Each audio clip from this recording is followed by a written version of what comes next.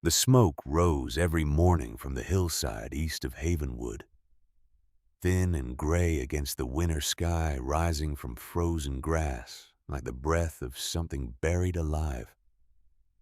There was no cabin, no barn, no structure of any kind that human eyes could find. Just that single thread of smoke, patient and deliberate climbing toward clouds that promised nothing good. Councilman Desmond Pruitt had searched that hillside 4 times. He was not a man who accepted mysteries. He was a man who owned the feed store, the lumber yard, and 3 of the 6 buildings on Havenwood's main street. He was a man who had served on the town council for 11 years without a single vote cast against him. He was a man who believed with the absolute certainty of someone who had never been truly wrong about anything that mattered. That the world organized itself according to his understanding of it. The smoke did not organize itself according to his understanding. On the 4th search in the gray cold of a December morning, Pruitt led 12 men up that hillside.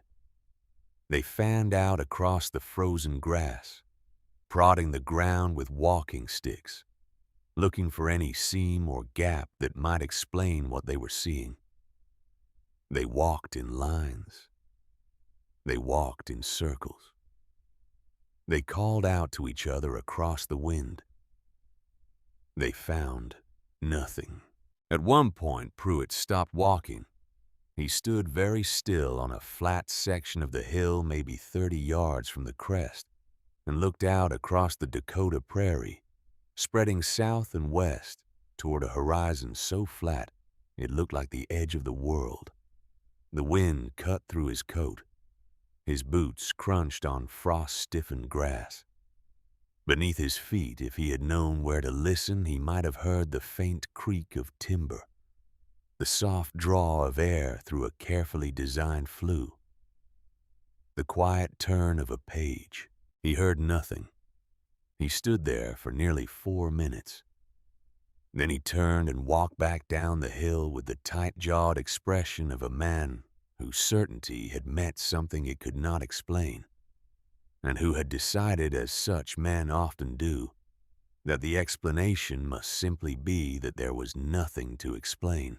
"She's dead," he told the men gathered around him, his breath coming in white clouds. "Froze out there somewhere in October. The smoke is some kind of natural occurrence. Gas escaping from the ground. It happens in this territory." He looked at the hillside one final time, jaw set, eyes narrow. The girl is gone. He was wrong about that. Solveig Aldred was 15 feet below Desmond Pruitt's boots, lying on a narrow bed built into the earthen wall. A wool blanket pulled to her chin. A tallow candle burning on the shelf above her head. She was reading the last 30 pages of the only book she owned. A Norwegian Bible her father had carried across the Atlantic when she was 3 years old, its cover worn smooth as riverstone by decades of handling. She could hear Pruitt's boots on the packed earth above her. She could hear the muffled voices of the men with him calling back and forth in the cold. She did not move. She had learned in the months since October that stillness was its own kind of power.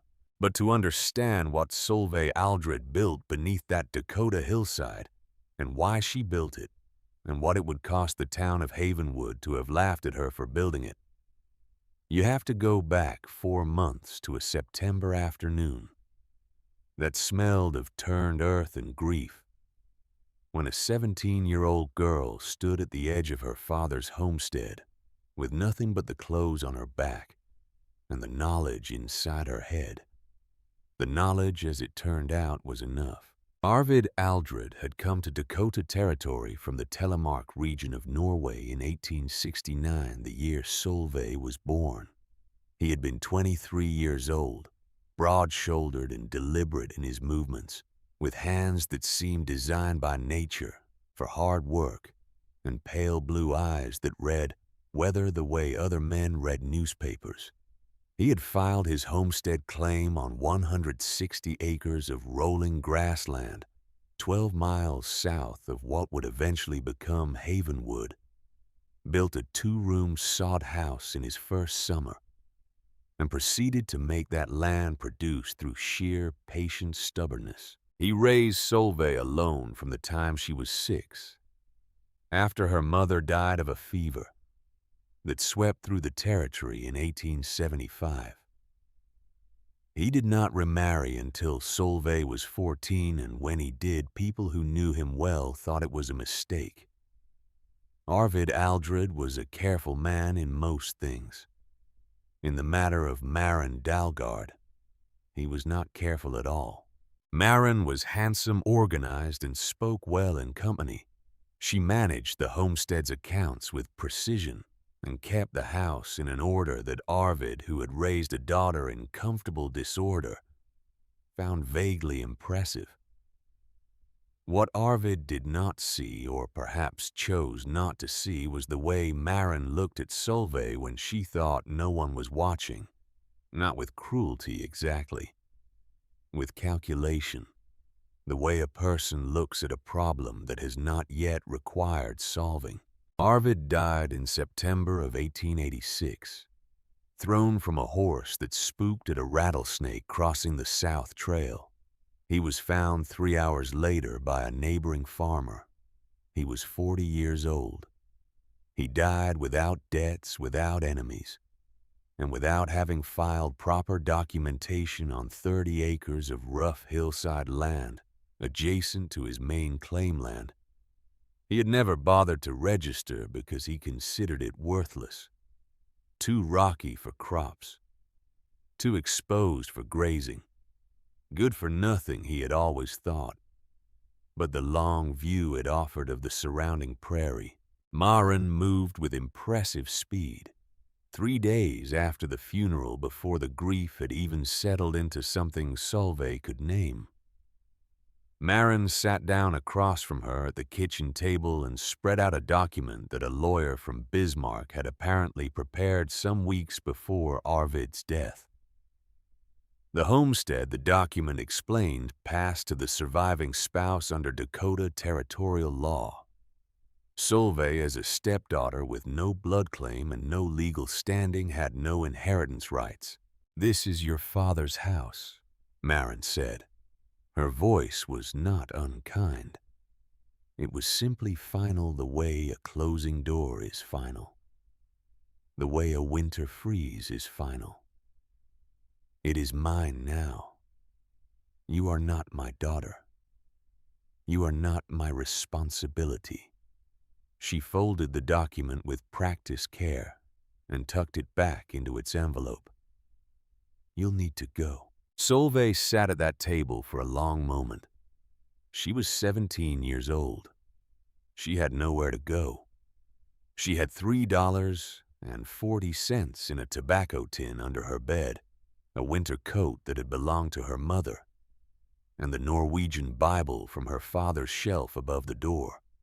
She looked at Maren's face and understood with the particular clarity that sometimes comes to young people in the worst moments of their lives, that there was nothing to argue. The document was real. The law was real. Maren had planned this with the patience of someone who had always intended to arrive at exactly this outcome, and there was no appeal available to a girl without money, without family, and without the kind of standing that men like Councilman Pruitt paid attention to. She packed what she could carry in 20 minutes. She walked out of the house where she had been born into a September afternoon that was turning cold at its edges, the way September does in Dakota when it is preparing to become something harder. And she did not look back. The town of Havenwood watched her come.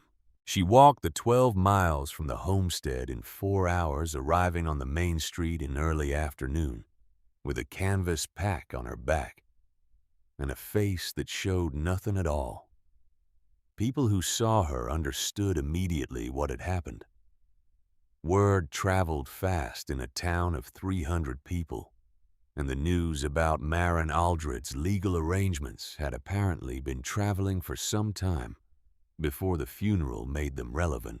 Councilman Desmond Pruitt was standing outside his feed store when Solveig walked past.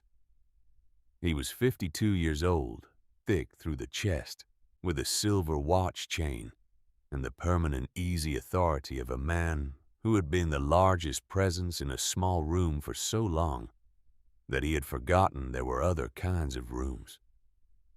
He watched Solveig walk by with her pack and her straight back and her face that gave nothing away.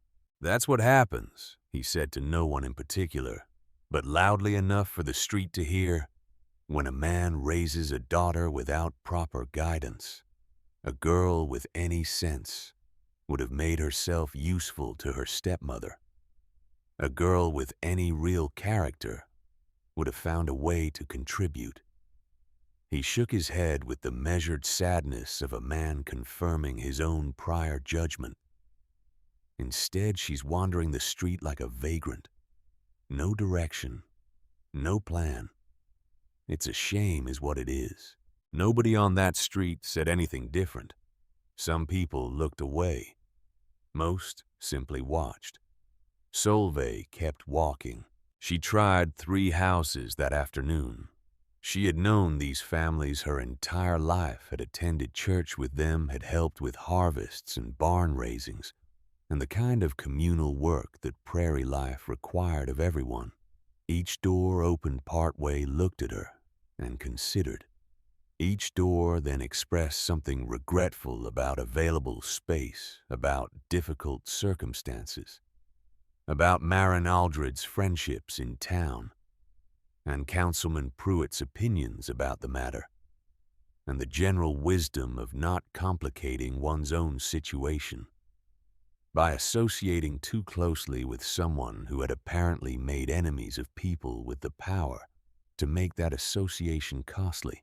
Each door closed. She slept that night in the livery stable in a corner behind the hay bales, wrapped in her mother's coat, with the Norwegian Bible pressed against her chest for warmth. She was not crying. She had moved past crying sometime around mile 8 of the walk from the homestead. What she felt now was something quieter and more deliberate than grief. It was the particular cold clarity of a person who has understood completely, and without remaining doubt that no one is coming to help them. In the morning she had a direction. Old Burke Voss lived 5 miles north of Havenwood on a claim he had filed in 1857. Before there was a town, before there was much of anything in Dakota Territory, except grass and wind and sky. He was 71 years old, Norwegian by birth, and so thoroughly removed from the opinions of Havenwood that he had not set foot on the main street in 3 years.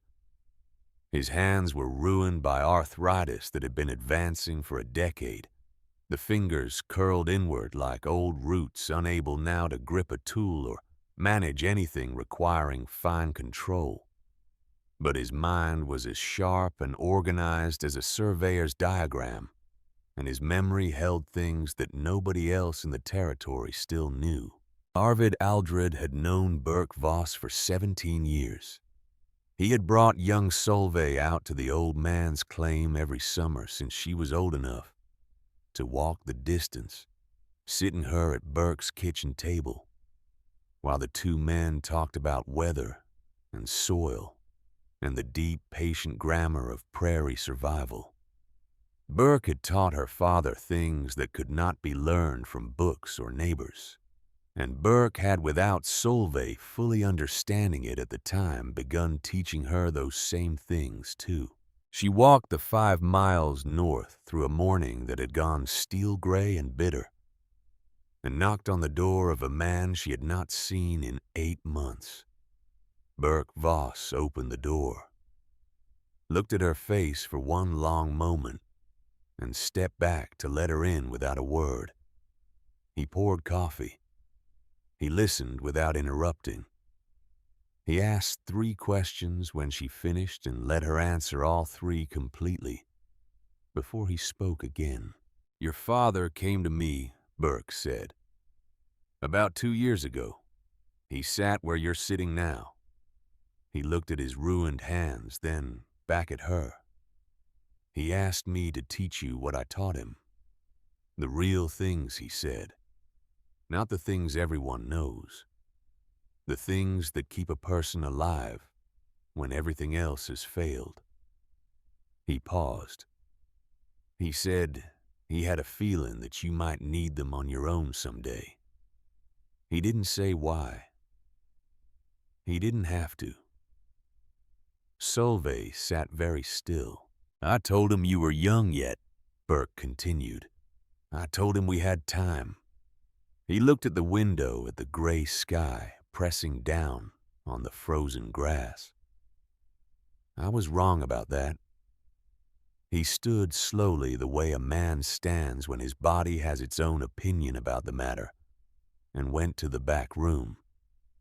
He came back with a rolled piece of paper that turned out to be a hand-drawn diagram, precise and detailed, of a structure that did not sit on the earth, but disappeared into it. "My father built one of these in Norway when I was a boy," Burke said, spreading the diagram carefully on the table. "I built one here in 1858. The Lakota showed me how to improve it. You go into the south face of a hill where the winter sun hits the entrance and keeps the approach from freezing completely. You cut down, not across. You let the earth be your walls, your ceiling, your insulation." He pointed with one bent finger at the cross-section drawing.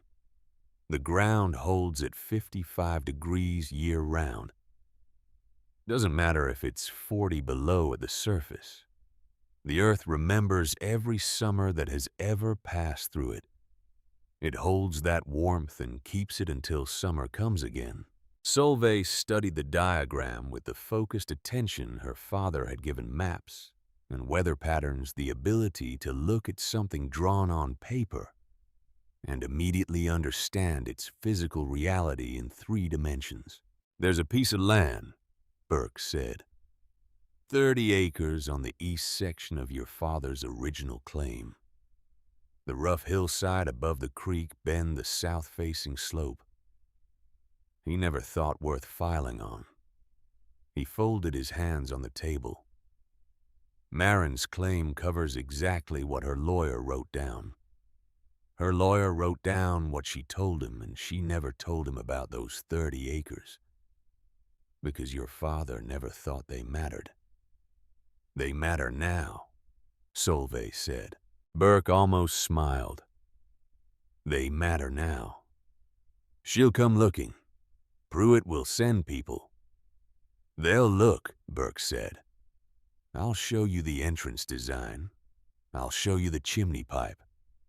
From any direction, from any distance, it will look like nothing more than rock and frozen grass." He looked at the diagram, then at her. "You'll be invisible. But only if you build it right. And only if you build it soon." He looked at his hands for a moment, the hands that could no longer hold a shovel or drive a post. "I can't dig any more," he said. It cost him something to say it. "But you can tell me everything I need to know," Solveig said. "Everything," he said. "And you are Arvid Aldrid's daughter." He met her eyes. "You can dig." They started on the first day of October, when the ground was still workable, but the cold was already making its intentions clear. Burke walked the hillside with her that first morning, moving slowly, pointing out the exact section of south-facing slope where the angle was correct, where the natural drainage would carry water, away from any entrance where a fold in the terrain would conceal the approach from anyone coming from the direction of town. Solveig drove her first stake into the frozen grass and began. She dug for 8 hours that first day, cutting the entrance tunnel at the precise downward angle Burke specified, hauling earth back out in a canvas sling and scattering it across the hillside in patterns that matched the natural erosion of the terrain. Burke sat on a flat rock at the edge of the work and directed her with the quiet precision of a man who had held this knowledge for decades and understood finally that it was going somewhere that needed it. By the end of the first week, the entrance tunnel was complete and she had begun opening the main chamber. The dimensions Burke specified were exact 12 feet wide, 20 feet deep. Ceiling height of 6 feet at center walls of packed earth, cut cleanly and allowed to settle before the final compacting. The ceiling required cottonwood beams, which meant 3 miles to the creek, and backhauling logs one at a time on a travois she built herself from saplings and rope. She made that trip 11 times. At night, she slept in the unfinished chamber, wrapped in canvas on the bare earth floor. Even unfinished, even without the stove, the temperature in that space stayed close to 50 degrees, while the surface above it dropped to freezing and below. She lay in the dark and felt the earth holding its warmth around her, and understood in a way that went beyond the intellectual why Burke had called it survival. She learned during those weeks what no school had ever taught her. She learned how to read soil by its resistance and color, how to identify the layers that would compact firmly, and the layers that would crumble if disturbed. She learned how to brace a ceiling against the weight of frozen earth above it, how to angle a floor so that any water infiltration would run toward the entrance rather than pool in the living space. She learned how to pack earth walls so tight that they became almost stone smooth and hard, holding their shape against the pressure from outside. She learned most crucially how to make smoke disappear. The chimney was a 3-inch iron pipe salvaged from an abandoned well casing on a claim 8 miles east that Burke had known about for years. The pipe ran from the stove up through the ceiling at a precise angle he had calculated from memory, emerging at the surface between 2 rocks that had occupied that position since long before any homesteader arrived to notice them. Burke had her paint it the same gray-brown as the surrounding stone and pack the gap around its base with a mixture of clay and dead grass until it was indistinguishable from the natural debris between any 2 rocks on any Dakota hillside. The stove itself burned small and hot, consuming fuel completely, rather than smoldering, sending up a thread of vapor, rather than a column of smoke. In still air on a cold morning, it was visible if you were standing in exactly the right place, at exactly the right distance, looking at exactly the right angle. From any other position, it dissolved into the gray of the winter sky before it had traveled 20 feet. The stove came from the same abandoned claim as the pipe. A small iron box sitting in the ruins of a sod house whose owner had gone back east in 1882 and never returned. Solveig hauled it back on the travois over 2 days, the most grueling physical effort of her life. The iron box weighing more than she did, the ground uneven and frozen, the wind coming in from the northwest with a hostility she had stopped trying to understand. She installed it according to Burke's specifications, connected the flue, tested the draw. The first fire she lit in that stove on a November evening when the surface temperature had dropped to 15 below turned the chamber from cold to warm in 40 minutes. She sat on her bed and let the warmth reach her, and felt something she had not felt since September. She felt safe. The walls she insulated with dried grass, packed into cotton sacking, covered with buffalo hides that Burke had stored in his barn for years, save from a period in the 1870s when the herds still came through. The hides smelled of age and smoke and something older than either, and they held the heat with extraordinary efficiency, the chamber temperature stabilizing at 58 degrees, regardless of what the air outside was doing. She built furniture from cottonwood planks, a table rough but solid, 2 chairs, the second one for Burke, who came out twice a week when weather permitted to check her work and continue the education that her father had asked him to give her. She built shelves along the east wall and began filling them with the provisions she had been accumulating since October. Dried beans in cloth sacks, cornmeal in a sealed tin, smoked rabbit and smoked prairie chicken hanging from hooks she had driven into the ceiling beams, 3 crocks of rendered lard, 2 jars of wild berry preserves made in September from fruit along the creek, a distant memory now of a warmer world. She dug a root cellar below the main floor 3 feet deeper into the earth, insulated by the ground itself, maintained at a temperature cold enough to preserve, but never cold enough to freeze. Into it went turnips and dried corn, and 2 sacks of flour that Burke had left without ceremony at the entrance one morning. A quiet act of provision that he never mentioned. And she never thanked him for directly understanding that, between people who deal in practical things, the gesture itself was the entire conversation. She made a window, one small rectangle of glass fitted into a wooden frame in the east-facing wall just below ground level, oriented so that it caught the early morning light without being visible from any direction that a searching party would naturally approach from. The light it let in was thin and oblique, not enough to read by except on bright days, but enough to mark the passage of hours, enough to tell her when morning had become afternoon. Burke taught her to be completely quiet. In the first weeks, she had been careless about small sounds, the scrape of a chair, the clang of a pot against the stove. He corrected her with the patient persistence of a teacher who understood what was at stake. Sound travels through earth, he told her. Not far, but far enough. If they're quiet above you, you be quiet below.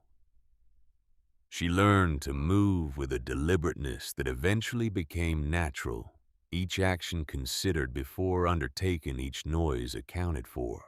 By December, she could exist in that underground space with a silence so complete that the only sounds were the wind above the creak of frost in the cottonwood beams, the soft draw of the stove, and the turn of her father's Bible pages in the candlelight. Councilman Pruitt had first spotted the smoke on a November morning while riding out to check a pasture lease on the east edge of his property holdings. The sight of it stopped him completely, his horse having to sidestep around his sudden stillness, a thread of smoke rising from a hillside where no structure had ever stood. He stood in his stirrups and stared at it for a full minute. Then he turned his horse toward town. The search parties he sent found nothing. 8 men the first time, 12 the second.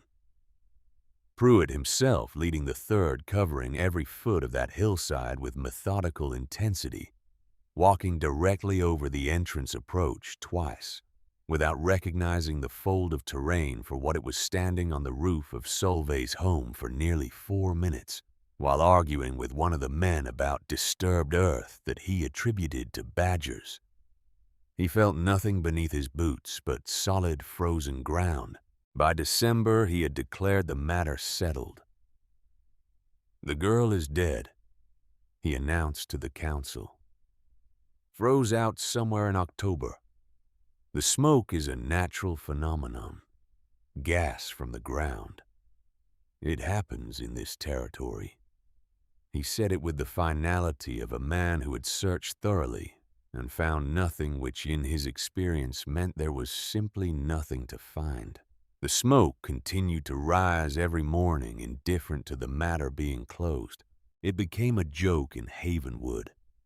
People talked about it in the mercantile and in the saloon and at the church social. The smoke from nowhere. The ghost on the hillside. Old Hargreaves, who ran the saloon, started calling it the Aldred Fire, and the name stuck and people laughed about it with the particular pleasure of a mystery that has no consequences. Maybe it's the earth itself burning, someone said. Maybe it's a ghost, said someone else. Maybe, said a third who had opinions about Pruitt that he usually kept to himself. Desmond Pruitt just can't find what's right under his feet. There was laughter at that. Pruitt heard about it and did not laugh. Burke came out in the middle of December on a day when the temperature had dropped to 30 below, arriving at the entrance with the careful dignity of a man whose joints were conducting their own war against the cold. Solveig brought him inside and poured coffee and watched him sit in the chair she had made for him and look around the completed space with eyes that took in everything. He was quiet for a long time. Your father would be proud, he said finally. This is better than anything I ever built. Warmer, tighter, better hidden. He nodded slowly. They'll never find you here. No, Solveig said. They won't. Burke looked at her over his coffee cup. His pale eyes held something she could not quite name, something between pride and the particular sadness of a man who understands what he is looking at and what it has cost. Someday, he said, they may need to. She looked at him. I've been watching the sky, he said, and the animals, the way the cattle are standing, the direction the birds have been moving and when, the pressure in the air. He set his coffee down on her cottonwood table and folded his ruined hands in front of him. I've only seen this pattern one other time in my life. It was the winter of 1856. A Dakota winter that killed everything it touched. The people who survived were the ones who had gone into the earth. The ones who didn't survive. When? Solveig asked. Not tomorrow. Maybe not next month. But before spring. He picked up his coffee again. The storm is building. I can feel it the way I used to feel it in my hands before the arthritis took them. There's something coming that this territory hasn't seen in 30 years. Solveig looked at her shelves, the provisions she had accumulated with such effort over 3 months. Enough, she had thought, to last her through the worst of winter. Maybe enough now for more than just herself. They won't listen, she said. Burke nodded. They never do. Outside, the wind moved across the hillside with a sound that had no warmth in it at all. The chimney pipe drew steadily, sending its thin thread of smoke up through the gap between the rocks visible for miles in the still, cold air. Somewhere in Havenwood, 12 miles west, Desmond Pruitt was sitting in a warm building and telling someone that the smoke was nothing, that the girl was gone, that there was nothing on that hillside worth worrying about. Solveig added 2 more logs to the stove and went back to her father's Bible. She had started stockpiling additional wood that week, not the amount she needed, the amount that something she could not yet fully name was telling her to need. She was Arvid Aldred's daughter, after all. And Arvid Aldred had taught her from the time she was old enough to hold a tool that the difference between the people who survived and the people who didn't was rarely courage. It was rarely strength. It was rarely anything dramatic at all. It was preparation. It was the willingness to do the hard, unglamorous, lonely work of getting ready for something that might never come. While the people around you lived in the comfortable assumption that their buildings were solid and their stores were full, and the worst that winter could offer was something they had already handled before. She thought about the way her father had sat her down when she was 12 years old, on a summer afternoon with the prairie wind coming through the open barn door, and walked her through the principles of earth building with a care and specificity that had seemed at the time like one of his many enthusiasms for things that worked. He had not been sharing an enthusiasm. He had been leaving her something. She had thought it was knowledge. She understood now that it was more than that. It was the specific, deliberate, carefully chosen knowledge that a father leaves for a daughter he loves in a world where daughters need things that fathers cannot always be there to provide.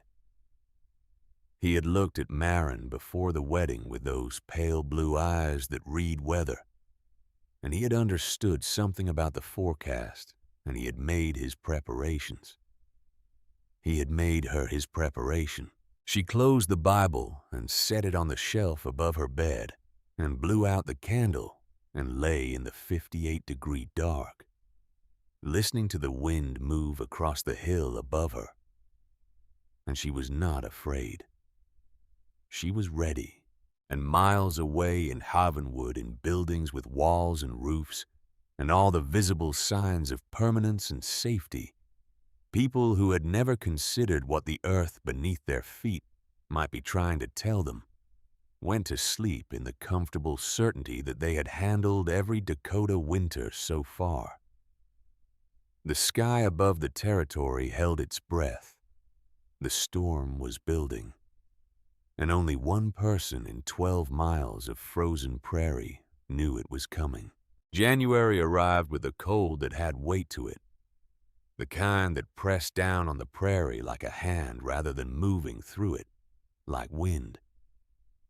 Solveig felt it in the increased demand on the stove, in the way the entrance tunnel held ice at its upper curve each morning, that had not been there the night before, in the slight drop of the chamber temperature from 58 to 56 degrees, that told her the frost line above was deepening. She responded the way she responded to every change in her situation, by paying attention, by adjusting, and by adding to her preparations rather than waiting to see whether the adjustment was enough. She had built a side chamber in November, a smaller excavation off the east wall of the main room originally intended as a wood store. Through January, she expanded it, cutting 2 feet deeper into the hillside and widening it to accommodate a second tier of split wood stacked floor to ceiling. She made 3 additional trips to the creek for deadfall, hauling it back on the travois in the gray early mornings, when the air was still and the chance of being seen from any distance was lowest. She added to the food store, smoking 2 more rabbits and a prairie chicken she had taken with snares set in the draw below the hill. She also, for the first time since October, began thinking about what would happen if the storm Burke had predicted was as large as he believed it would be. Not about herself. She had thought about herself extensively and had arrived at the conclusion that she was as prepared as she could make herself for whatever came. She began thinking about the town. 12 miles west, 300 people lived in buildings that were solid by the standards of what could be built on the Dakota Prairie in 1886. But solid by those standards meant something very specific. It meant walls of sawn lumber, sometimes single thickness, that held wind out in ordinary conditions, but had never been tested against wind of the kind that Burke described from 1856. It meant roofs that handled a normal season's snowfall, but had never borne the weight of what an extraordinary storm could produce in 48 hours of continuous accumulation. It meant wood piles that were adequate for a normal winter but would run short fast if the temperature dropped far enough for long enough. She could see from where she sat in her underground room with its 58-degree walls and its carefully managed stores and its chimney pipe that had been working without interruption since November exactly what was going to happen to those buildings and those wood piles and those people if Burke was right. She could see it, and she could do nothing about it, because Desmond Pruitt had declared her dead, and the town had laughed at her smoke, and there was not a soul in Havenwood who would have listened to a 17-year-old girl who lived in a hole in the ground tell them that something was coming. So she stacked more wood and she smoked more meat, and she checked every beam in her ceiling and every seam in her chimney pipe.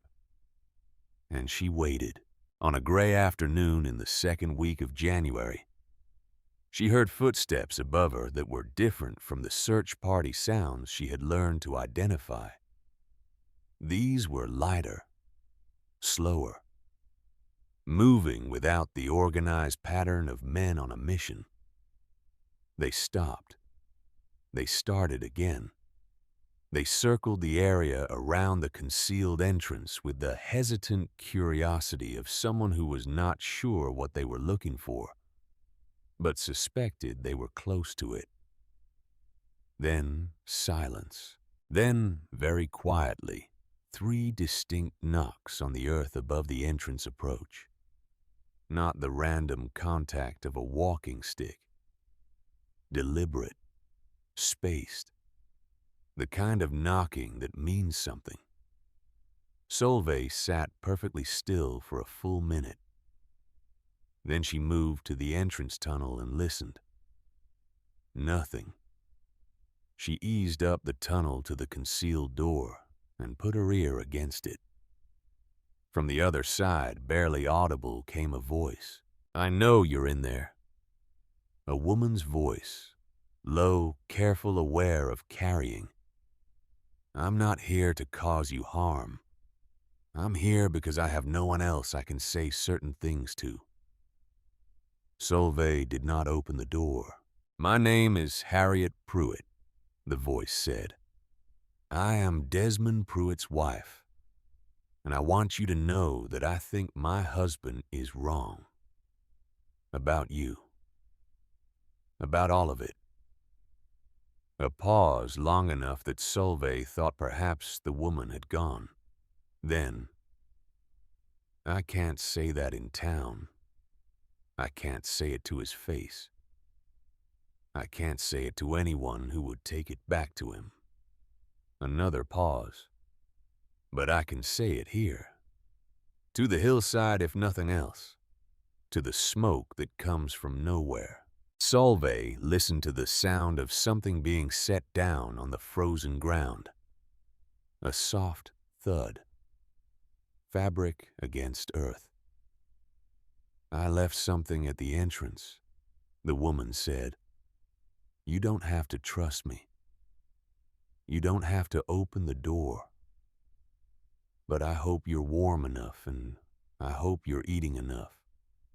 And I hope you know that not everyone in that town thinks the way my husband thinks." Footsteps moving away, steady and unhurried. Solveig waited another full minute. Then she opened the door 2 inches and looked out at the late afternoon light, falling gray and cold across the hillside. A canvas sack sat on the ground at the entrance, tied closed with a piece of twine. She reached out and pulled it inside. Flour.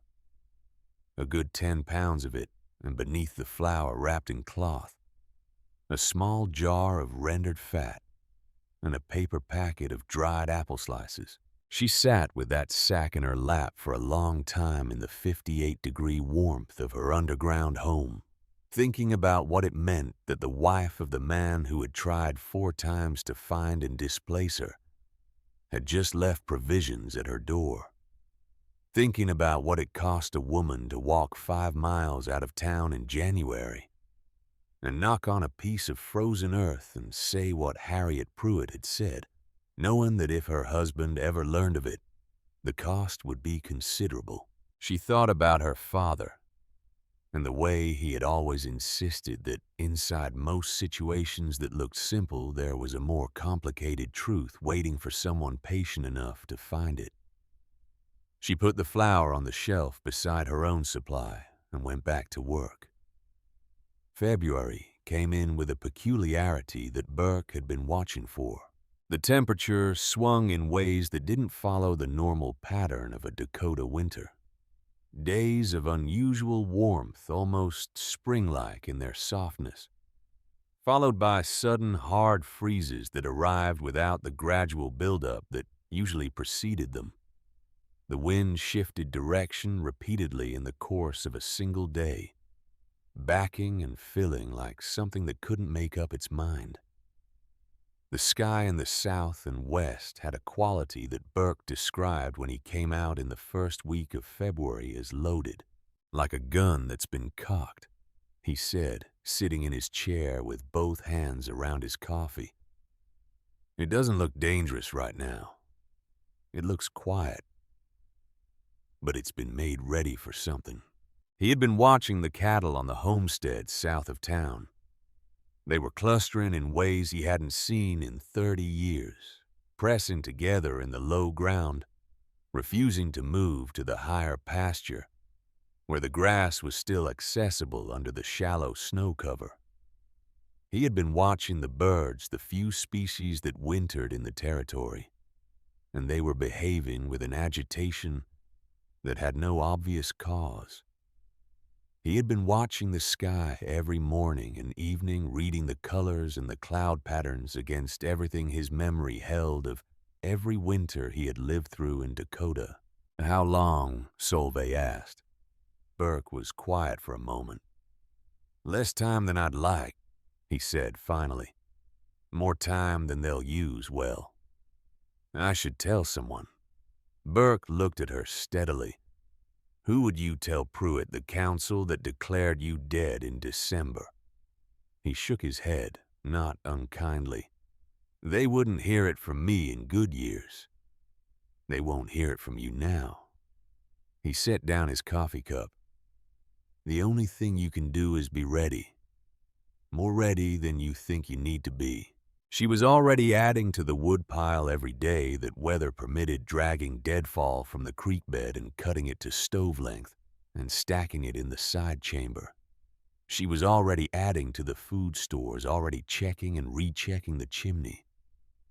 The drainage channels, the structural integrity of every beam in the ceiling. Now she doubled all of it.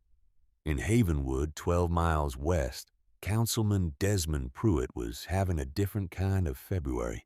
A trader named Gideon Marsh had come through from Bismarck in the last week of January, stopping at Pruitt's feed store to settle an account and staying for coffee and conversation.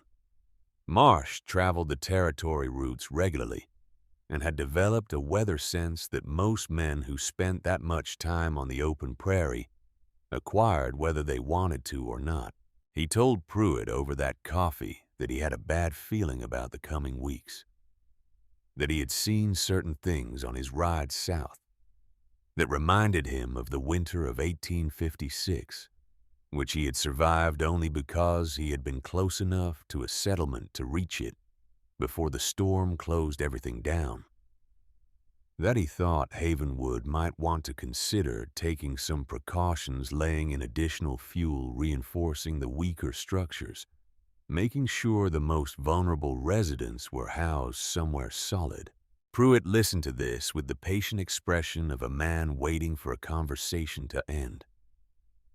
Gideon, he said when Marsh had finished, every man who's spent time on the prairie thinks he can read the big storms coming. Most of them are wrong most of the time. He poured more coffee with the confidence of a man whose buildings were solid and whose woodpile was adequate. We've had Dakota winters before. We'll have this one the same way." Marsh left the next morning heading south toward warmer country and said nothing more about it. Pruitt said nothing to the council about Marsh's warning. He made no announcement to the town.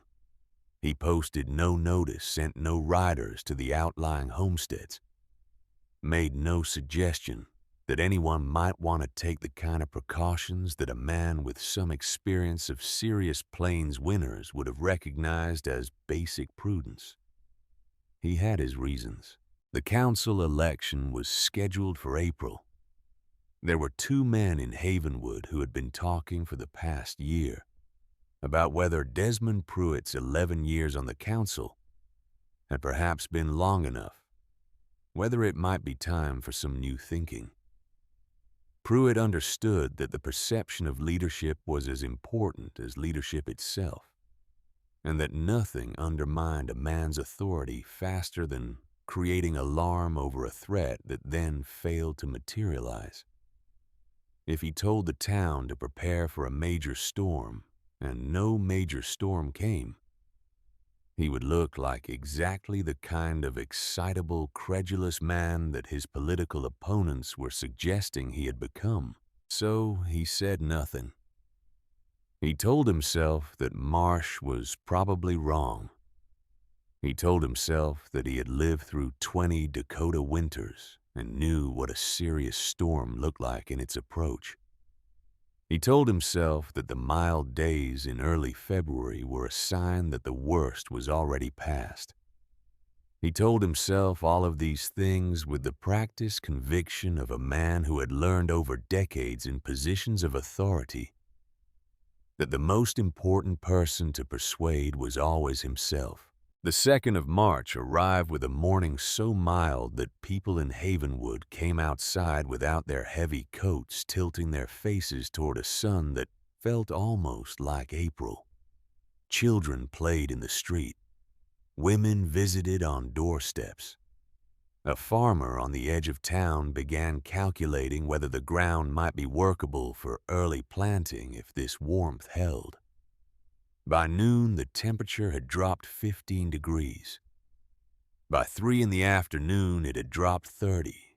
By the time the sun went down behind a sky that had turned the particular flat white that means the atmosphere above is doing something serious, the wind was coming from the northwest at 30 miles an hour, and building and the snow was beginning not the gentle, sifting snow of a normal winter storm, but a driven, horizontal, blinding snow that turned the world beyond arm's reach into a white wall.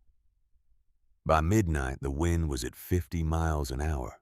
By morning, it was beyond what the instruments available in Havenwood could measure. The temperature at dawn on March 3rd was 42 degrees below zero and falling. Inside the dugout on the hillside east of town, Solveig fed the stove steadily and listened to the voice of the storm above her. She had heard wind before. She had heard Dakota blizzards that shook the walls of her father's sod house and drove snow through every gap in the construction. She had never heard anything like this. This was not wind the way she understood wind. This was something more fundamental, something that seemed to come from the ground up as much as from the sky down, a sustained roar that made the earth itself vibrate at a frequency she could feel in her back teeth. The temperature inside the dugout, 58 degrees. Outside, 42 below zero, and a wind that would kill an unprotected person in minutes. The beams above her head creaked. Once, twice, then settled. The chimney pipe drew steadily. The earth walls held their warmth with the patient indifference of something that has been maintaining its temperature through ice ages and prairie fires and every variety of human crisis for longer than human memory extends. She was safe.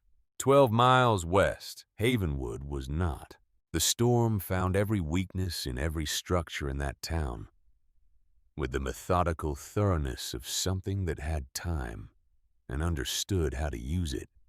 The gaps in the lumber walls that had seemed minor in ordinary cold became channels for wind that dropped the interior temperature of a room faster than a stove could compensate. Roofs that had handled the weight of normal snowfall were presented with drifts that accumulated not in inches but in feet, packed by the wind to a density that turned snow into something closer to ice. The strongest buildings in town held. The weaker ones began to fail before the first day was out. On the second day of the storm, 3 homes on the east side of town collapsed under the weight of the drifts. The families inside escaped with their lives and very little else moving into whatever standing structure would take them, cramming bodies into spaces not designed for that many bodies, burning furniture when the wood supply ran low. On the third day, the roof of the mercantile came down in the early afternoon. No one was killed, but the building that had been Havenwood's largest enclosed space was gone, and with it a significant portion of the town's centralized food storage. By the fourth day, people were burning tables, chairs, shelves, anything that would produce heat. The animals in the barns were dying despite the efforts of the men who risked their lives moving between buildings in the blinding white roped together, moving by feel when their eyes gave them nothing useful. On the fourth night in the wreckage of what had been a prosperous, solid, well-organized small Dakota town, Councilman Desmond Pruitt sat in the reduced warmth of his feed store, with 9 other people and a fire built from the broken remnants of display shelving, and understood for the first time in his adult life what it felt like to be genuinely, helplessly afraid. 17 people died in the first 5 days. Some froze in buildings that could no longer hold adequate warmth. Some were lost in the white between structures, the rope lines having run out before the distance was covered, found later when the snow around them gave up its shape. One was the farmer who had been calculating his early planting on the warm morning of March 2nd, caught in the open, when the storm arrived faster than anyone had predicted. Pruitt knew some of these people by name. He had sold feed to their families. He had voted on matters affecting their homesteads. He had stood on the main street of Havenwood and spoken with the authority of a man who understood how things worked. On the 5th day of the storm, in a brief lull when the wind dropped just enough to make the outdoors something other than instantly lethal, Pruitt wrapped himself in everything he owned that could be layered and fought his way to the east wall of the feed store, where a window had been boarded over in November against the cold.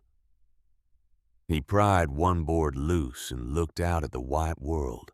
The hillside east of town was barely visible through the still driving snow. The distance was too great, the visibility too poor. The world too thoroughly rearranged by 5 days of catastrophic weather for anything to look like anything it normally looked like. But there, rising from somewhere on that hillside, threading up through the driven snow with a patience and steadiness that seemed almost deliberate, was a thin gray line of smoke. Pruitt stared at it for a long time. The smoke from nowhere. The girl he had declared dead in December. The hole in the ground he had searched for and never found. The preparation he had called animal behavior. The survival he had called vagrancy. The knowledge he had dismissed as the desperate improvisation of a girl with no prospects and no direction. The smoke rose steadily thin and gray, visible even through the storm, because the fire that produced it had not gone out in 5 days and would not go out because the person who had built and tended it had prepared for exactly this, had prepared for worse than this, had built something that the worst storm in 30 years of Dakota history was failing to find any weakness in. Pruitt put the board back on the window. He sat down on the floor of his feed store among the 9 people keeping each other warm with shared body heat and the last remnants of his display shelving. And he did not speak for a very long time.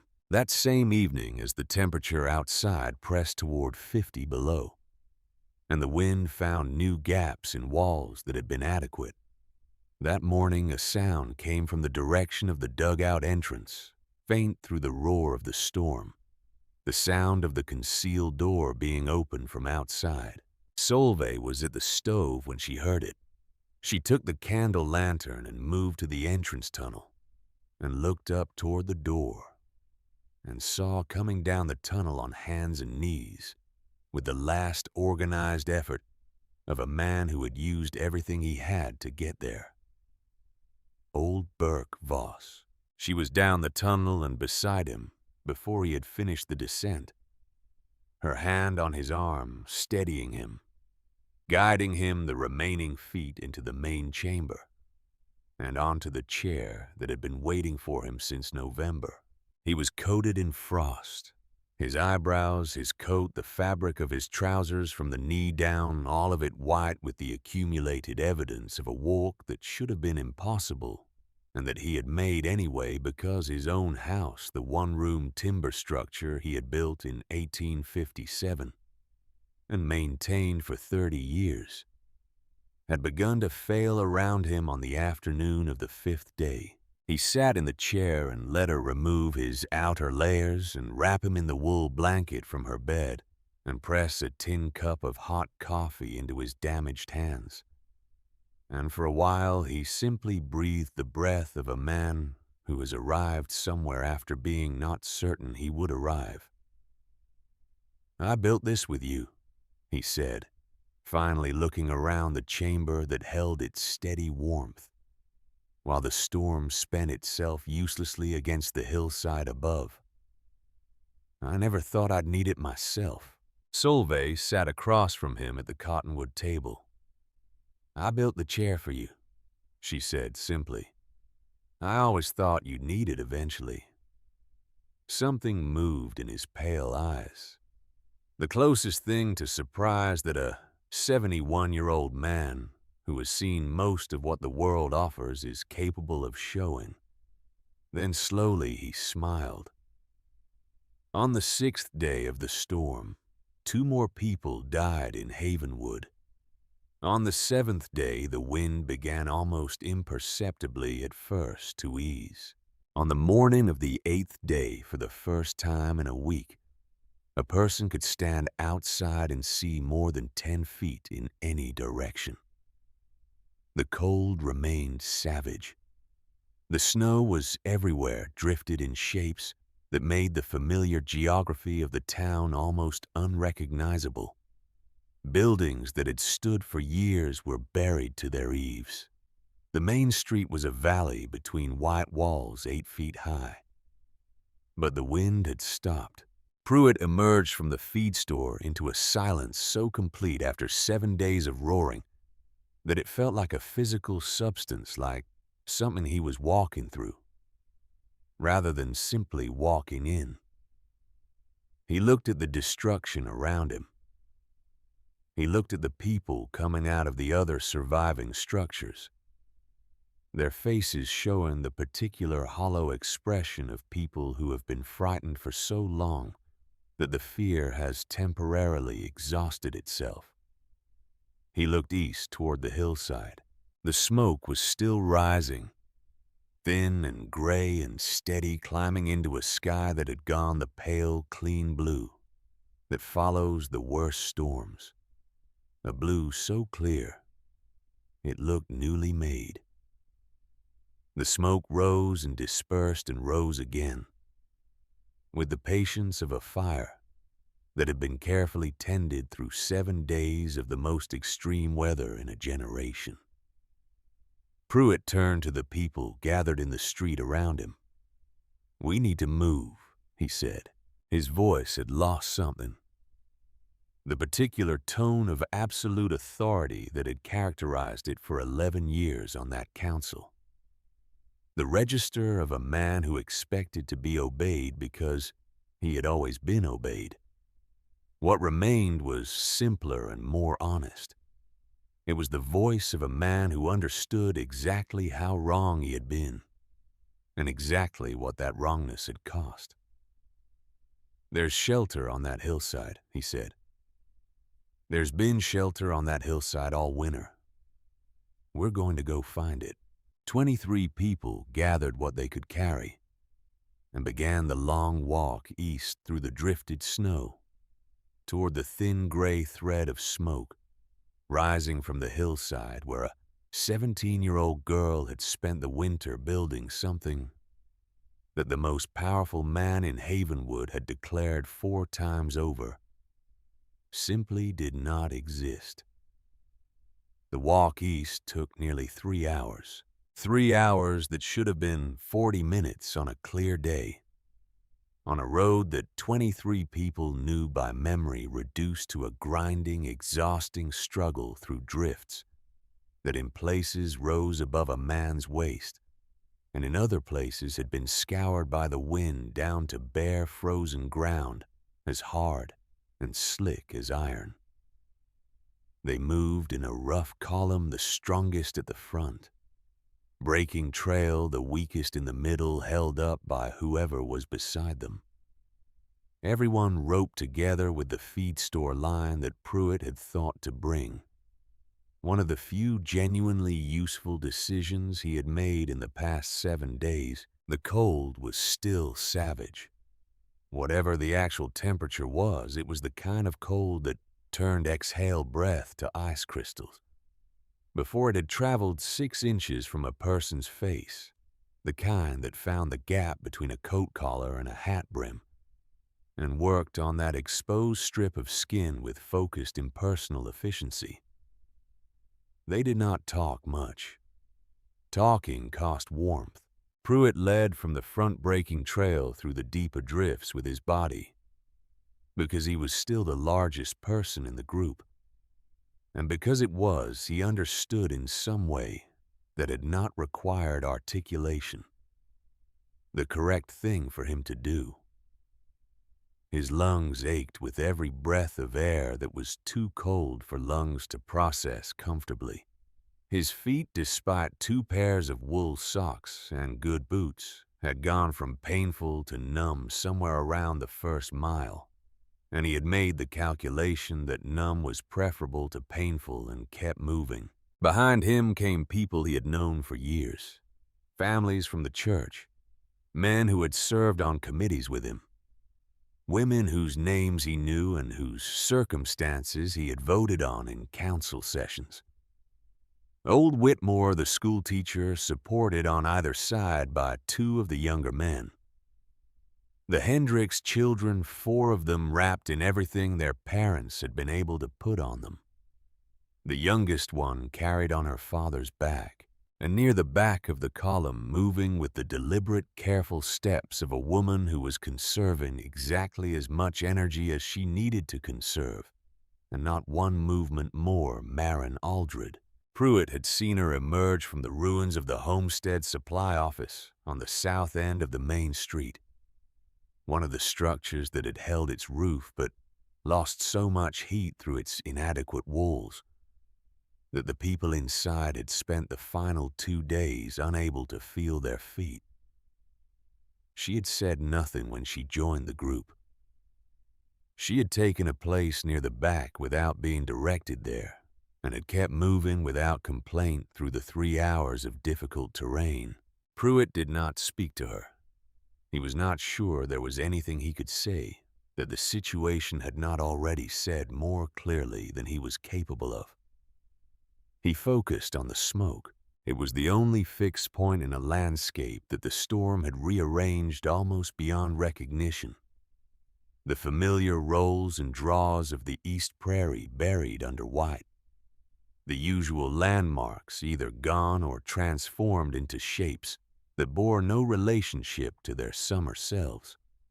But the smoke was there, thin and gray, and absolutely steady, rising from the hillside, with the patience of something that had never doubted itself for a single moment of the 7 days that had just passed.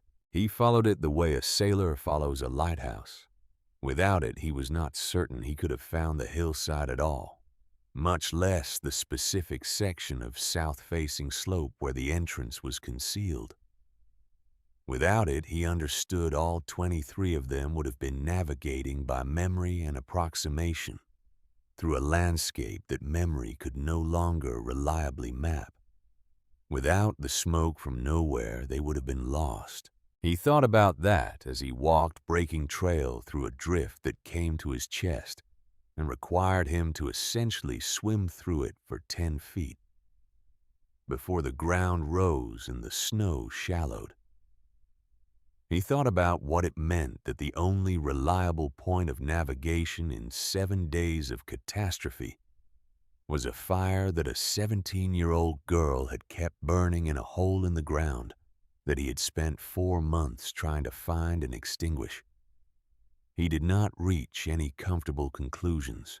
They found the entrance by following the smoke down to the hillside and then along the south-facing slope until the ground changed underfoot, until the snow gave way to a stretch of cleared earth, and then until the fold in the terrain revealed itself for what it was, a deliberate, carefully chosen approach, corridor-oriented so that anyone coming from the direction of town would walk past it without ever seeing the gap in the hillside that it led to. Pruitt stopped at the entrance. It was the first time he had seen it, despite 4 searches of this hillside. A low opening framed in cottonwood timber, fitted with a door of plank wood. That was, he noted, with something he could not quite name, very solidly built. A step down into a tunnel that angled into the earth at a gradient that would drain water away from whatever lay beyond.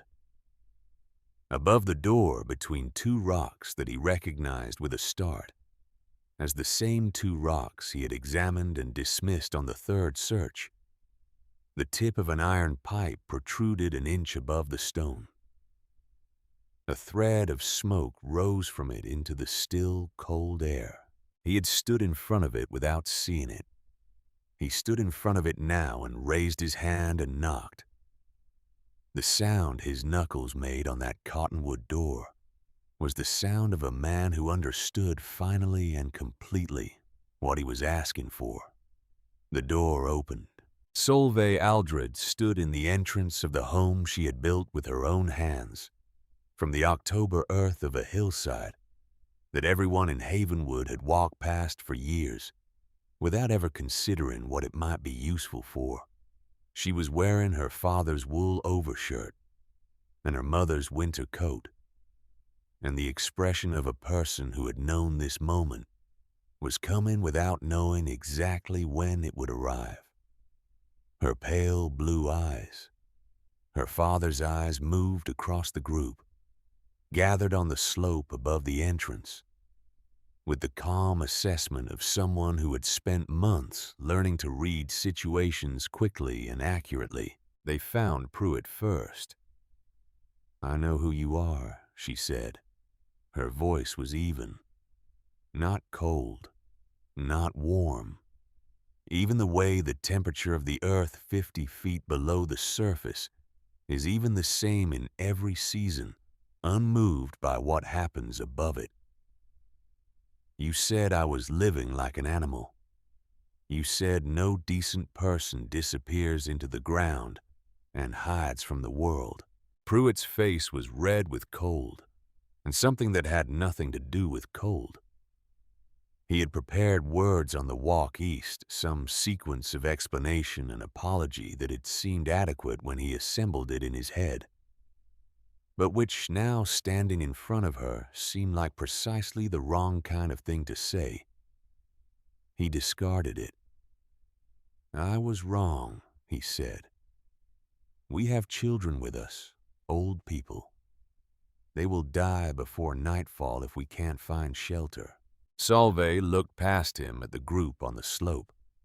The Hendricks children huddled together, old Whitmore barely able to stand. The faces of people she had known her whole life stripped by 7 days of extremity down to something more honest than the faces they wore on ordinary days. Faces that held no mockery now, no comfortable judgment.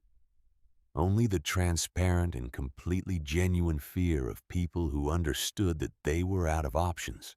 Her eyes found Marin Aldred near the back of the group.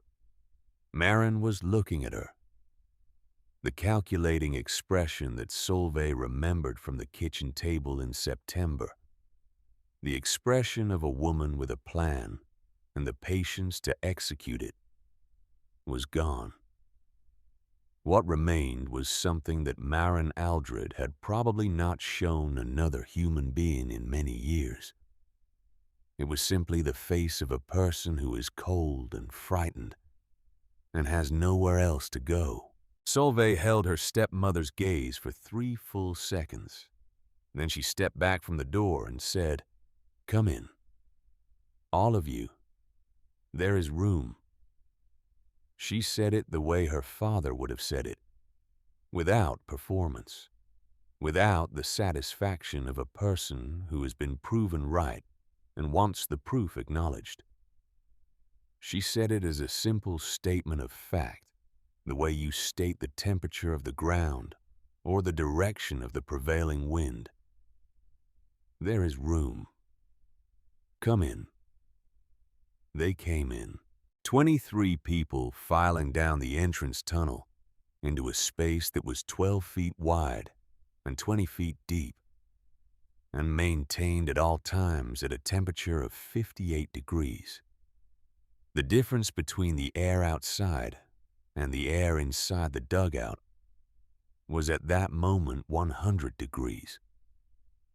The people who entered first stopped moving when they felt it, the warmth rising to meet them. As they descended the tunnel, and several of them simply stood where they were for a moment, with their eyes closed.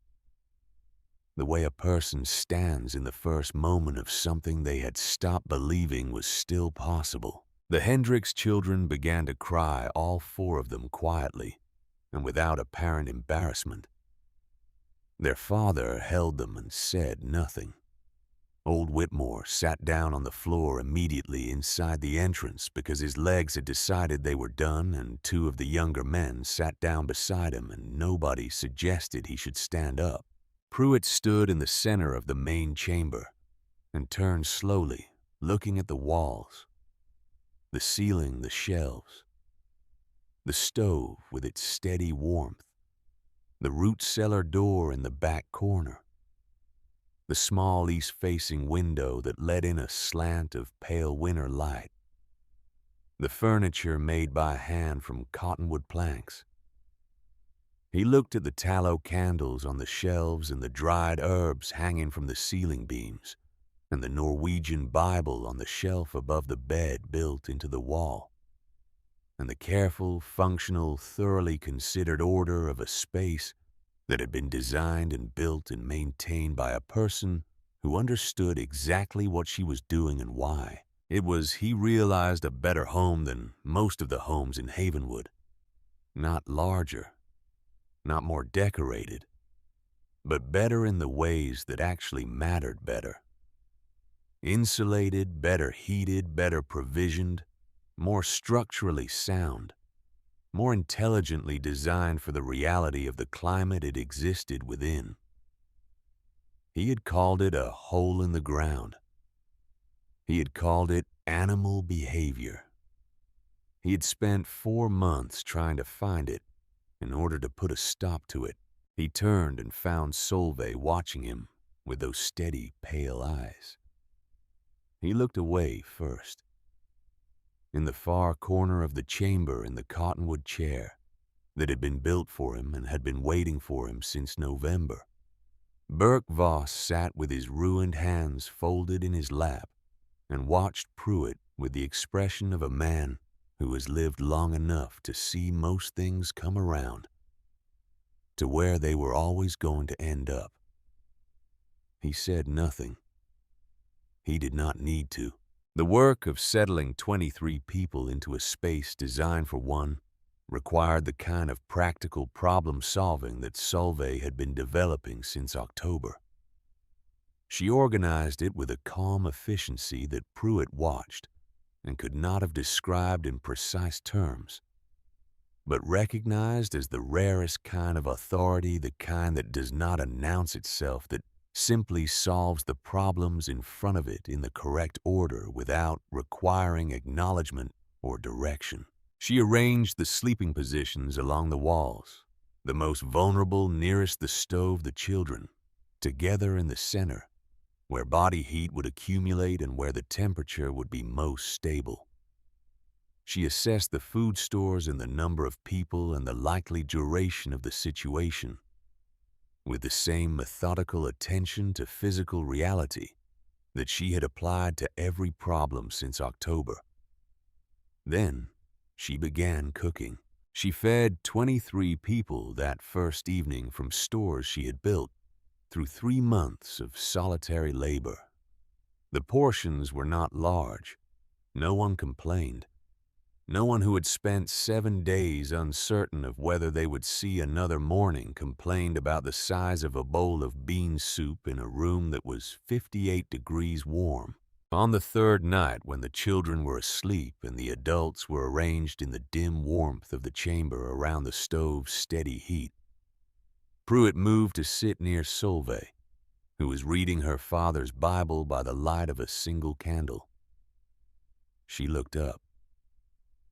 He sat for a moment without speaking, which was not natural for him, which cost him something which she noticed. "Why?" he said finally. The word was simple because the simpler it was, the more it held. Why after the public humiliation on the main street? Why after 4 search parties? Why after a declaration of death issued to the town council with the confidence of a man who had decided the question? Why after Marin? Why after all of it had she opened the door? Solveig looked at him for a moment. Then she looked at Burke asleep in his corner chair, with his ruined hands folded in his lap, and his chest rising and falling with the steady breath of a man at peace. "An old man told me something once," she said. "He told me that survival is never only about yourself, that the skills you build and the stores you put up and the shelter you make, they belong to more than just you in the end. They belong to whatever situation needs them." She looked back at Pruitt. "My father believed the same thing. He didn't build this place, but he built me. And he didn't build me to let people die in the snow because they were unkind to me." Pruitt was quiet for a long moment. The stove ticked softly. Someone across the chamber shifted in sleep. "I suppressed a warning," he said. "A trader from Bismarck. He told me in January that something serious was building. I didn't pass it on. He said it flatly, the way you say something that needs to be said and cannot be softened by the manner of saying it. People died because of that." Solveig looked at him steadily. "I know," she said. "I know you know. What will you do with that?" He didn't answer immediately. He looked at the fire through the grate of the stove for a while, the orange light moving on his face, the face of a man conducting an interior reckoning of the kind that cannot be hurried or abbreviated. "Whatever I can," he said finally. "It won't be enough, but it'll be whatever I can." She nodded and went back to her Bible, and he sat with the fire for a long time before he moved back to his place along the wall. In the back corner of the chamber, Marin Aldred had been awake for this conversation. She lay with her face turned toward the wall, listening to the breathing of 22 other people in a room that her stepdaughter had built alone in the earth of a hillside that Marin had never considered worth documenting in a legal claim. She had thought in September that she had taken everything. She understood now with the particular clarity that extreme circumstances force on a person, regardless of whether they want it, that she had taken exactly the things that could be taken, and had left behind precisely the things that could not. She had left behind the knowledge in Solveig's head. She had left behind the skills in Solveig's hands. She had left behind 30 acres of rough hillside that she had considered worthless, and that had turned out to be the only piece of ground in 12 miles of Dakota prairie with a warm room under it. In the morning, she was still facing the wall when Solveig moved past her to start the breakfast fire. She did not turn around, but after a moment, in a voice low enough that only Solveig could hear it, she said 2 words: "Thank you." Solveig did not pause in her movement toward the stove. She did not look back. "You're welcome," she said. And that was all that passed between them on the subject then or later, because some things are complete in 2 words, and adding more to them takes away from, rather than adding to what they contain. The 2 weeks that followed were unlike anything any of the 23 people who lived through them would be fully able to describe afterward.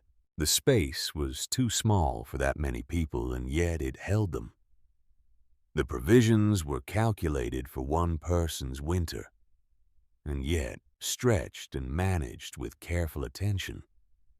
They fed 23 people adequately enough that no one grew weak enough to be in danger.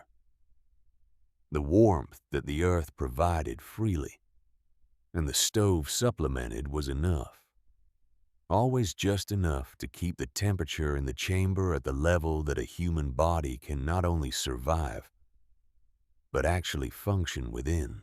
Solveig managed it the way she had managed everything since October, by paying close attention to what the situation actually required, rather than what she had expected it to require, by adapting without drama when the reality differed from the plan, by making decisions quickly and implementing them without waiting for consensus from people who were not in a position to contribute useful consensus. The children, once they had warmed through and eaten and slept, adapted with the resilience that children bring to situations that would break adults.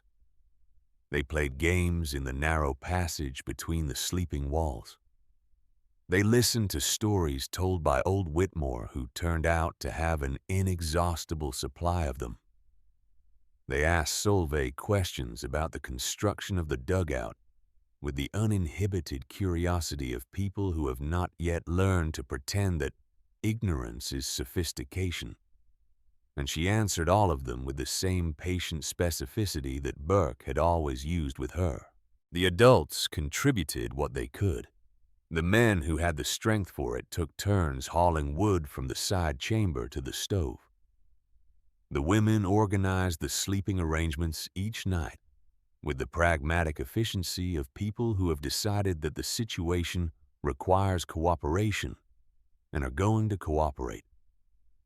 Pruitt, who was one of the strongest people in the group, broke trail twice to assess the conditions outside and reported back without editorial, simply what he had seen and what it meant for their situation.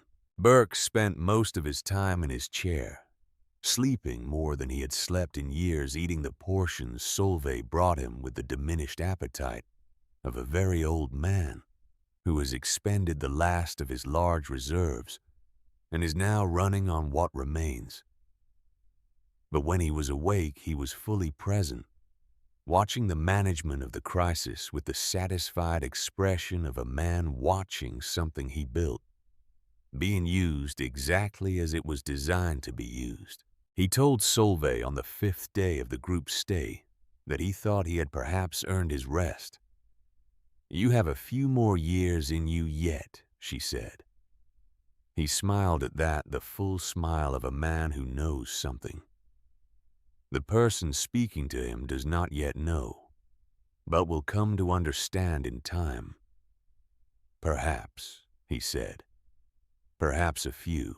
On the 12th day, a sound reached the dugout from the direction of town that Solveig did not recognize at first, the sound of horses moving through deep snow. Several horses with the purposeful rhythm of animals being guided rather than wandering.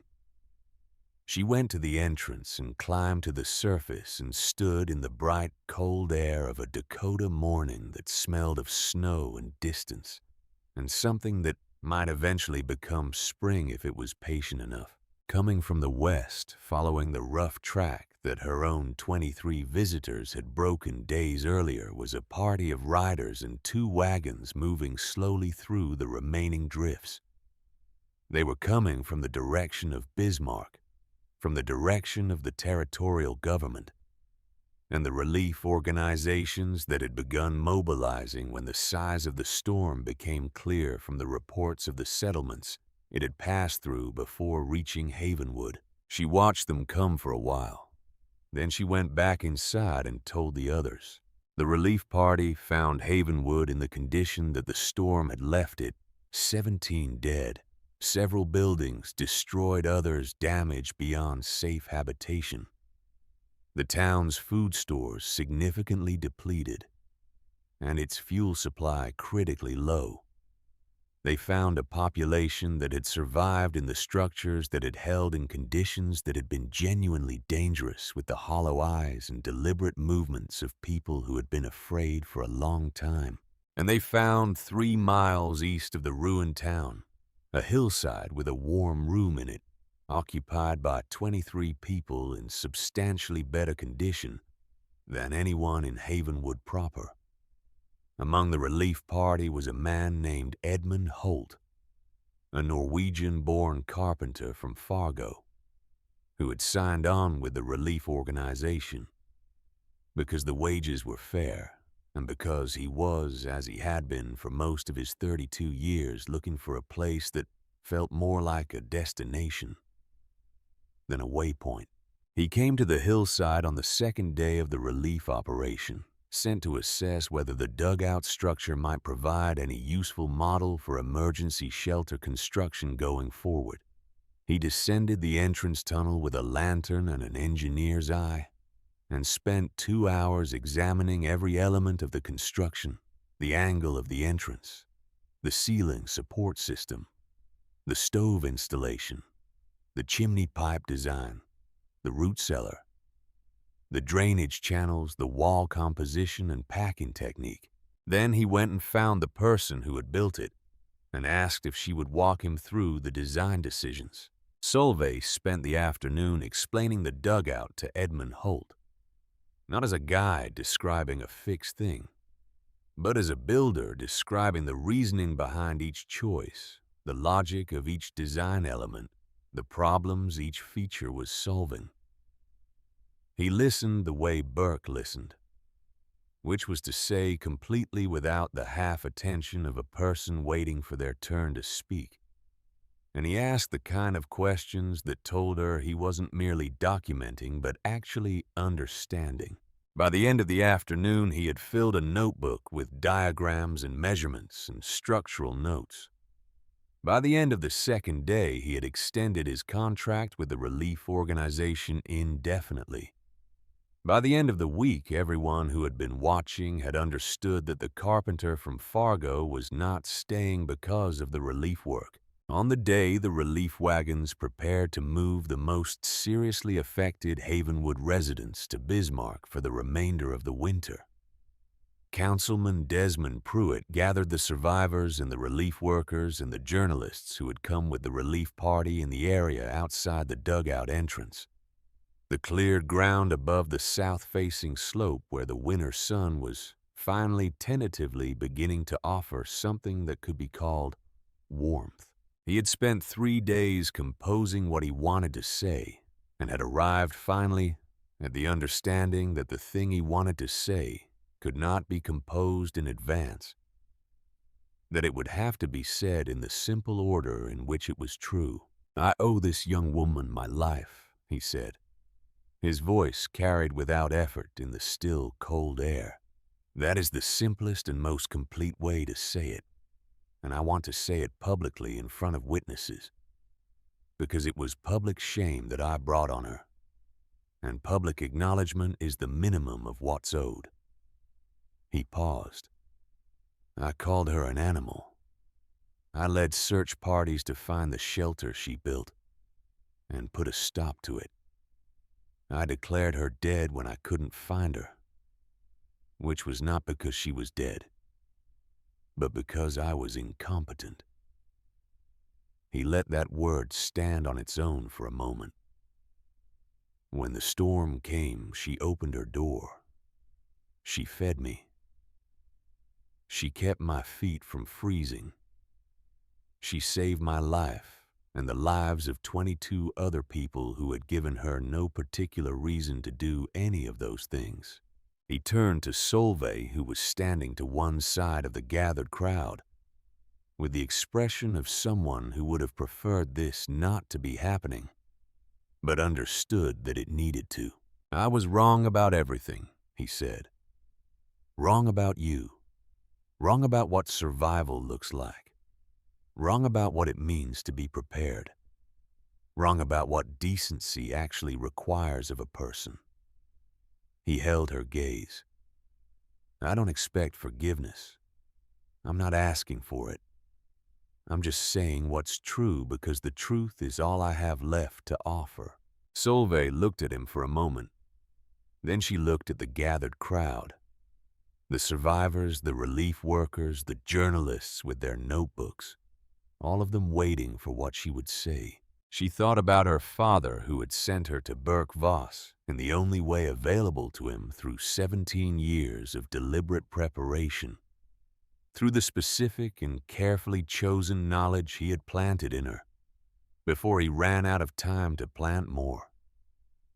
She thought about Burke inside the dugout in his chair, too tired now to stand in the cold, but present in every other way that mattered. She thought about the 8 months since September, the October digging, the November cold, the December searches that passed within feet of her. Without finding her, the January darkness, the February signs, the March storm that had tried the structure she had built and found nothing in it to break. She thought about what her father had been trying to give her, and what Burke had finished giving her, and what the winter had completed. "I didn't build this place to prove anyone wrong," she said. "I built it because I had nowhere else to go, and because my father had given me the knowledge to build it, and I had no reason not to use what I've been given." She looked at the dugout entrance, the cottonwood frame door in the hillside that still, even knowing it was there, required you to know where to look to see it. The earth doesn't care about dignity or reputation, or what the council decided in December. The earth just holds its temperature and waits. It was doing that before any of us were here, and it will be doing it long after. She paused. "The only question is whether you know enough to use what it offers." She let that sit for a moment. "You can laugh at someone's preparations," she said. "You can call them foolish. You can call them animals. You can search for what they've built 4 times and declare it doesn't exist when you can't find it. But the storm doesn't know what you called them. The cold doesn't care about the council vote." She looked across the faces in front of her. "When the worst comes, the only thing that matters is whether someone somewhere did the work ahead of time. And if they're good people, they'll let you in from the cold, even if you didn't deserve it." She stepped back. That was all. The journalists wrote it down. The relief workers remembered it. The survivors carried it with them in the way that people carry the things said in the worst moments of their lives, not as quotations, but as something that had entered them and changed the shape of something inside. 3 weeks after the relief party arrived, Edmund Holt presented Solveig with a drawing. It was a plan for an expanded version of the dugout, larger with a second chamber, an improved ventilation, and a more sophisticated drainage system. It was drawn with the precision of a trained carpenter who had spent 3 weeks thinking about almost nothing else. He didn't say anything when he gave it to her. He just handed it over and waited. She studied it for a long time. She pointed to 2 elements and explained why they would need to be modified for the specific soil composition of this hillside. He took out his notebook and made the corrections without argument. "You could stay," she said finally, "if you were planning to stay. This work would go faster with someone who knows timber." "I was planning to stay," he said. She looked at him for a moment with the same steady assessment she brought to every practical problem. "Good," she said, and went back inside to check on Burke. Maren Aldred left Havenwood in the spring on one of the first wagons heading east when the roads cleared. She left quietly without announcement, settling her affairs in the town, in the way of a person who understands that the place they are in is no longer the place for them. She did not speak to Solveig before she left, but 3 weeks after her departure, a letter arrived. It was short. It said that a lawyer in Bismarck had been instructed to register 30 acres of Dakota hillside land to the name of Solveig Aldred as the sole heir of Arvid Aldred's unregistered claim, and that the documentation was complete and the title was clear. It said nothing else except Maren's name at the bottom, written in the precise hand of a woman who had always paid careful attention to the way things were recorded. Solveig folded the letter and put it in her father's Bible between 2 pages he had marked with a strip of leather, in what must have been the last year of his life. She read those pages with the attention they deserved. Then she closed the Bible and put it back on the shelf, and went outside to see what the spring was doing to the hillside. Desmond Pruitt resigned from the town council in May as the rebuilding of Havenwood began in earnest. He wrote a letter to the surviving council members explaining his decision in terms that were honest to the point of being uncomfortable to read, acknowledging the specific decisions he had made and the specific consequences they had produced, and declining to offer any mitigating context, because he had decided that mitigating context was exactly the kind of thing he had been too comfortable with for too long. He spent the summer helping rebuild the homes that had been destroyed, contributing lumber from his own yard at cost and labor from his own hands without charge. He was not a young man, and the work was hard, and he did it with the steady persistence of someone who has identified a debt that cannot be paid in full but can be worked on every available day. In the fall, he came out to the hillside and asked Solveig if she would teach him what she knew about earth building, about reading weather, about the things that Burke Voss had taught her father, and her father had prepared her for. She said yes. He turned out to be a better student than she had expected. Old Burke Voss did not make it to another winter.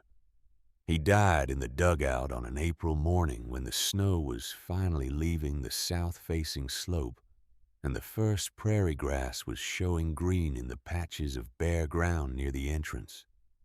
He died in his chair, which was where he had always been most at home, with his ruined hands folded in his lap and the pale morning light coming through the small east-facing window across his face. Solveig was with him.